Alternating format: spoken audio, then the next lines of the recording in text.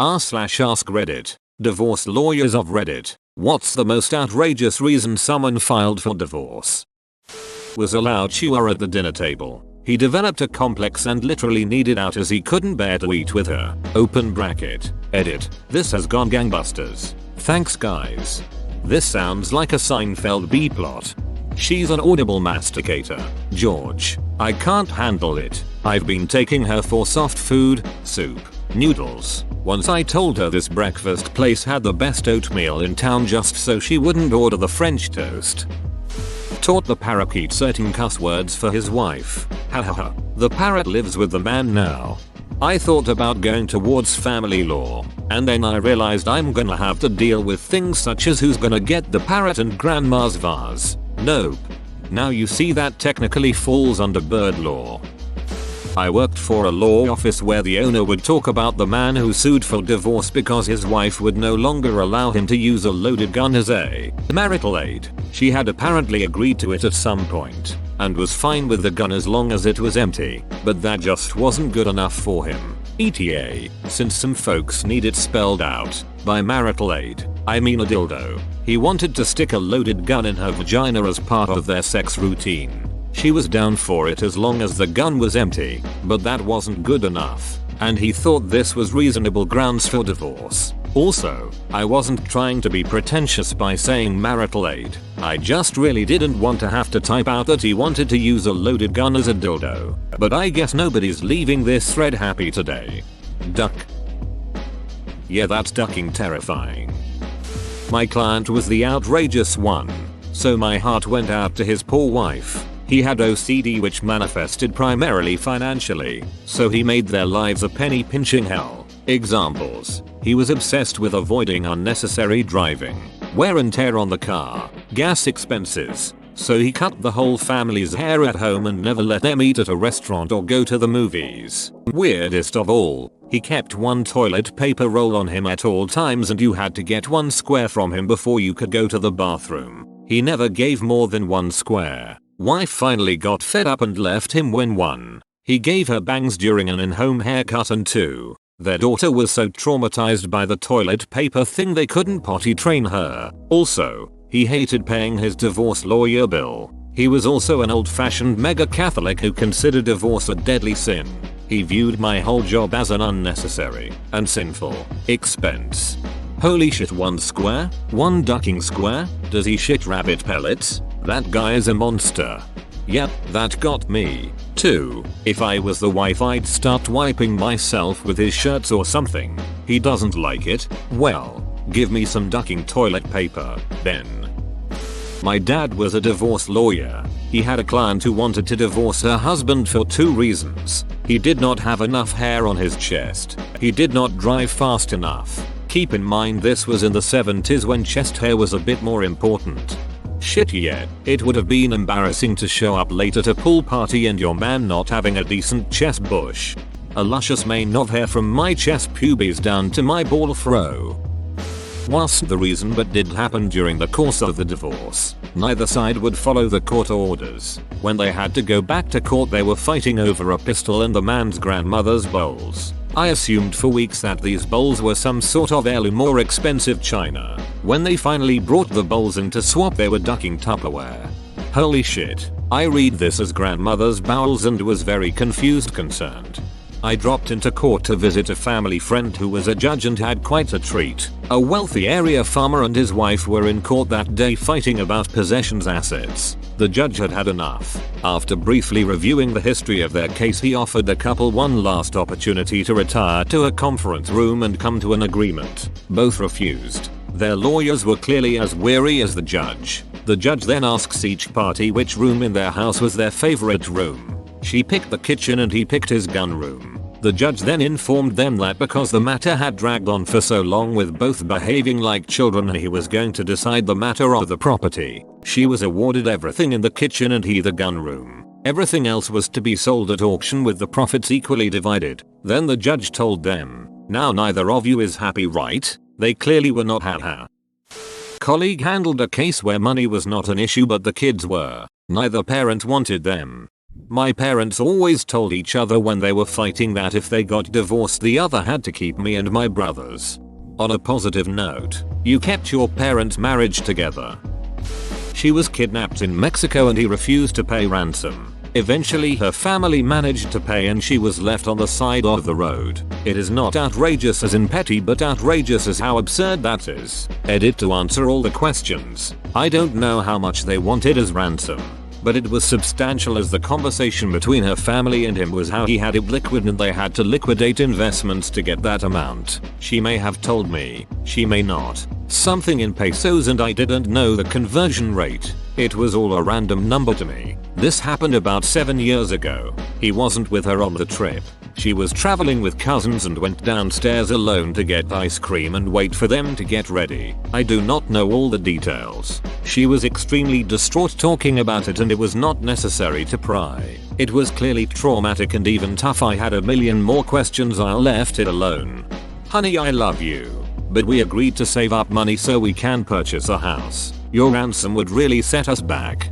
I don't really think I can add a ransom line item to this month's budget. Everything is already super tight. Edit. I'm curious if you have a line item for Reddit Gold, because if not it seems like reckless spending. Edit 2. Reckless. How embarrassing. Edit 3. Thank God my top comment isn't about being a cam girl anymore. I had some friends get divorced because she legit hated Dale Earnhardt and he legit hated Jeff Gordon. NASCAR fans from 1995 to 2005 would not consider this a petty issue. Oh man, this brings back childhood memories. Kind of related story that totally doesn't matter. Growing up my dad was big into NASCAR and loved Dale Earnhardt. Hated Jeff Gordon of course. I loved Dale too, but I also secretly loved Jeff and hid it. I must have been around 6-8ish. One day while the race was on, I was so upset about betraying my dad or something by liking Jeff Gordon that my mom found me crying in my room. After I told her why I was upset, she went and got my dad and he sat and told me it was okay for me to like Jeff Gordon even if he doesn't. That I'm allowed to like whatever I want that makes me happy, and that nothing more would make him happier. Then he hugged me and told me to come watch the race and cheer him on. Later that week he got me a number 24 sticker to put on my mirror in my room. IDK. I don't have very many good memories in my life but that is one of them. Edit. Y'all. I'm a girl, so some of these jokes don't work lol. Paralegal here. Still remember an early case I worked on. Man divorced his wife for her bingo addiction. 10 to 12 times per week she went to bingo. She was 82, he was 86, but the all-time greatest. 2 20-somethings. They were irreconcilable because he kept smoking her weed stash when she wasn't home. To be fair, him smoking all her weed multiple times, assumingly after some kind of "hey man don't smoke all my weed" conversation, is a pretty valid reason to not be able to trust someone. Yep, my mother-in-law and her husband were living in my house for a few months until they got their housing situation sorted out. After the couple of weeks or so I thought my weed stash was a little light. After about a month I realized there was no way I was going through it that fast. Then one day I left work early and found them in the garage taking rips from my bong. They aren't allowed to be alone in my house anymore. Like shit. I would have given you some weed if you had asked. The dog he bought me pissed on the carpet. Edit. Thanks for the gold, kind stranger.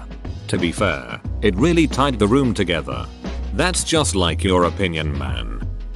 I was a legal assistant when this case came in, but this lady divorced her husband of 2 months because he got her an iPad case for her birthday instead of the expensive jewelry she wanted.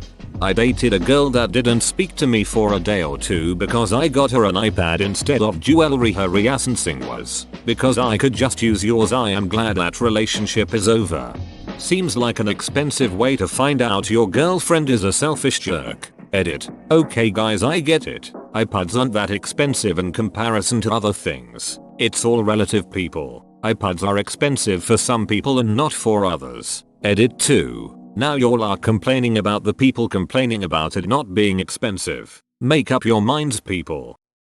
He had an argument with the new in-laws during the wedding and moved out at around 5 AM during the first night. Marriage speedrun. Your princess is in another castle.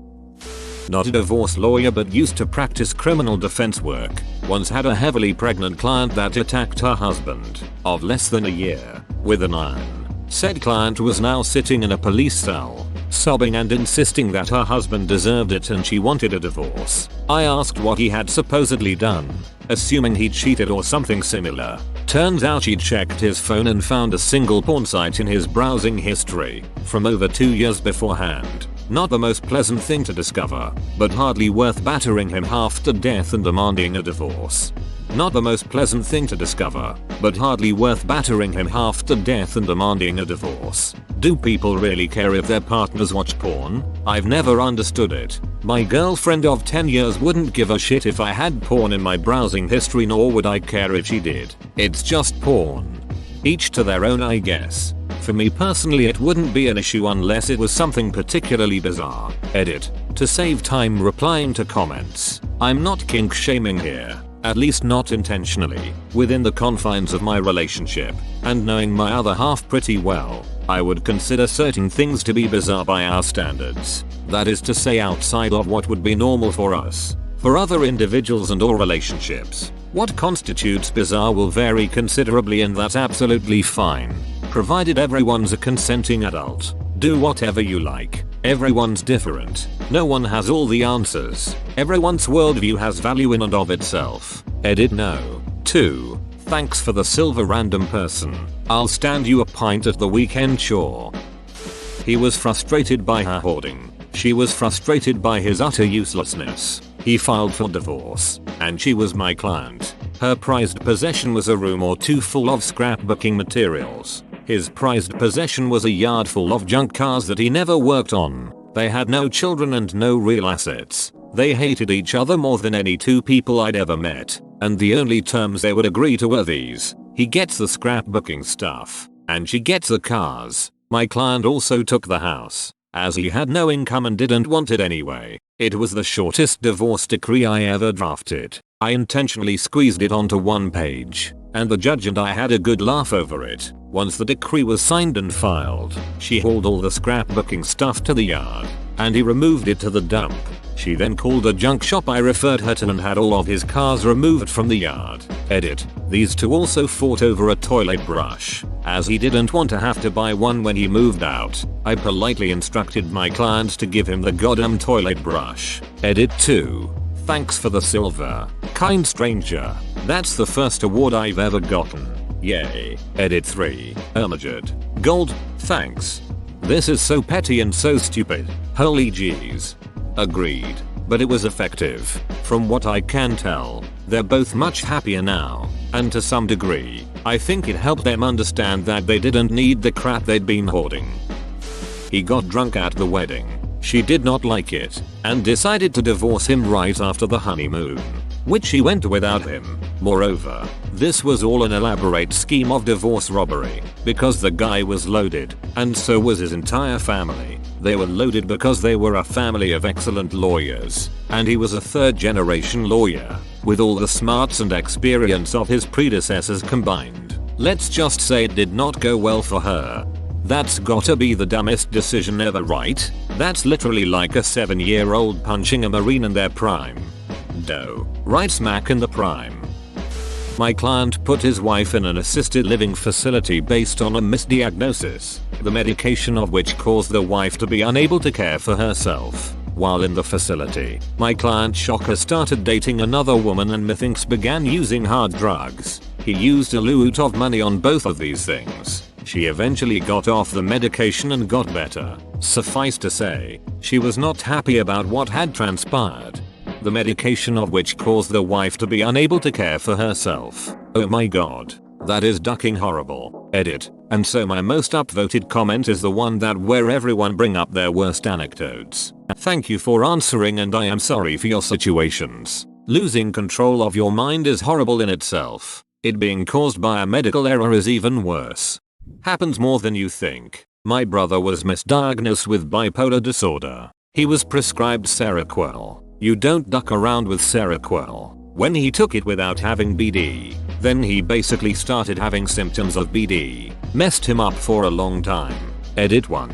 Acronyms. Edit 2. Wording. I did not mean to make a blanket statement about Seroquel. Different people respond to drugs differently. This is just what my brother experienced. Edit 3.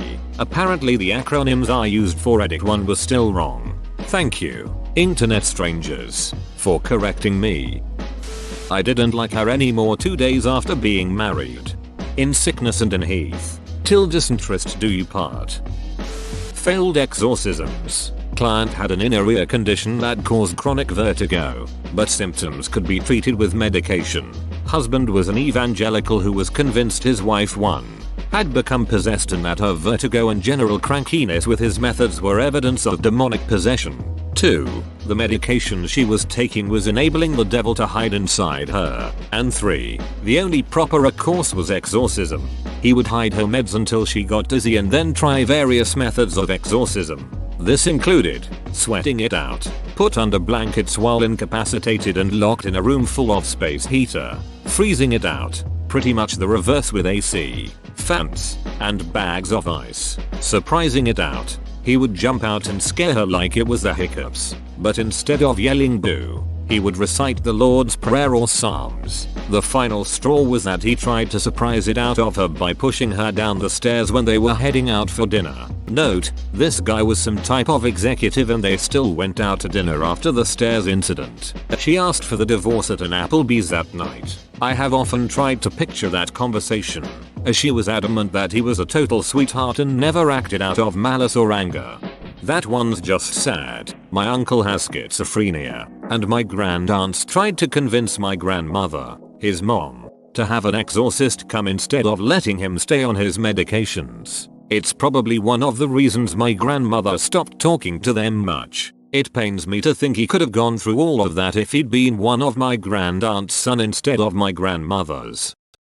I used to work in a general practice firm and the guy that worked across the hallway from me was a family law attorney. He was a good attorney but every day I would hear him yelling on the phone at his clients. One day I asked him why he did when it was obviously stressful in a non-legal work type of way. He pointed out that there's one chapter of statutes dedicated to it, and you need to know a little civil procedure and that's about it. It's an amazing segment of business. Not only is not that difficult from an intellectual rigor perspective, but holy shit, those family law attorneys make serious bank for willing to put up with the headaches. I would routinely hear him yelling at clients like, "Don't go over there. I'm instructing you to not go there. If you go there, I will fire you as a client and when you go to jail I won't take your call, comma." For the record, this was in a fairly affluent suburb. Most of the disputes that would drive him into my office for a break would revolve around parents wanting to know their recourse for ex-hubby dropping the kids off 4 minutes later than agreed and how the client planned to get even.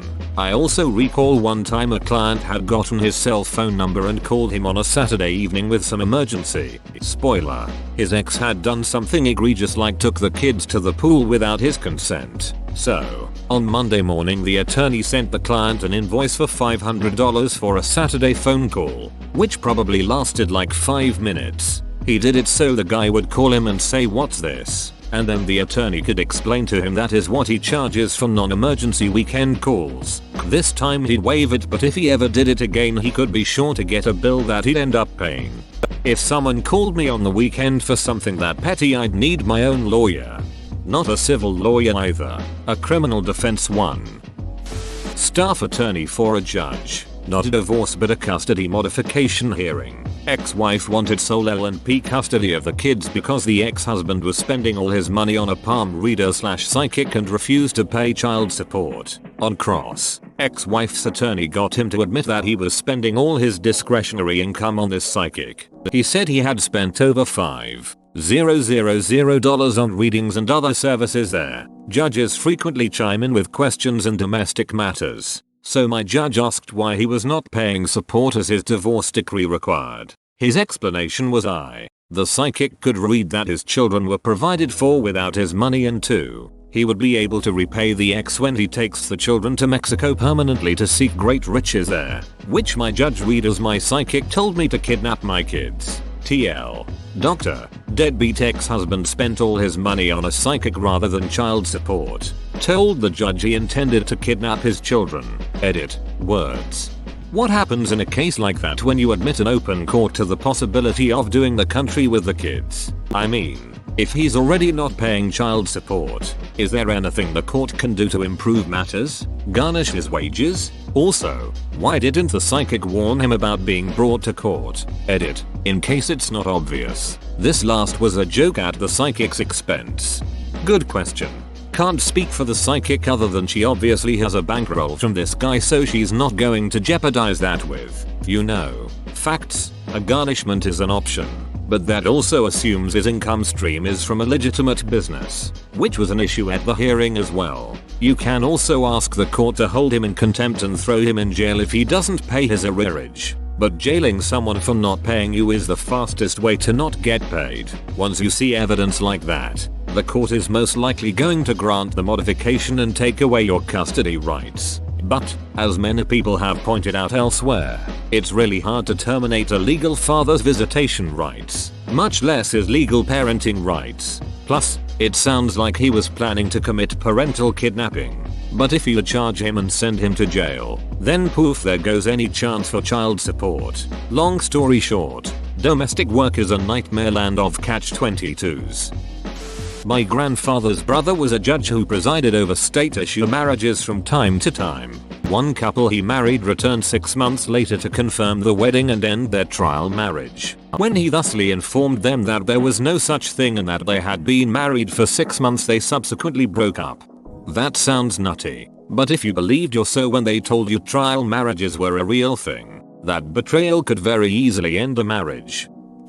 Not me, but a friend. My mum has divorced her husband because his mother still coddled him at age 40, with his consent. They lived with his mother, common in Asia. By coddle I mean that she would walk straight into their room after his shower and powder his back for him. They couldn't lock their bedroom door because his mother would come in as and when she wanted. If they locked the door, she would knock repeatedly asking what they were doing. LOL, what would they be possibly doing? Playing poker? That's ducked up. I bet mother expected grandkids ASAP as well. Beach is coke blocking at every opportunity. My sister's mill made some comment when they announced her pregnancy about how they could have conceived through artificial insemination. Like Beach, they had been married for 6 years at that point. What do you think they've been doing? And this is the same woman who referred to their dogs as grandpups because she wanted grandkids so badly.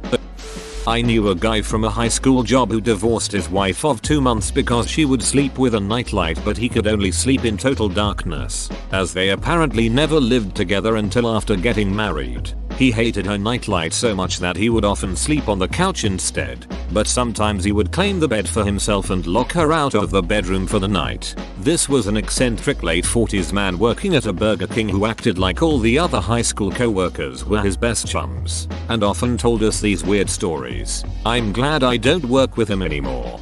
God forbid he invest in a sleep mask.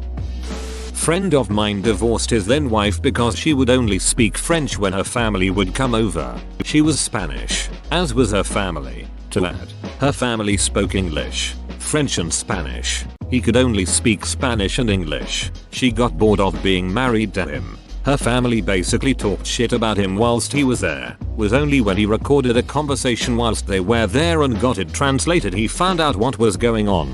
Edit. Oopsie.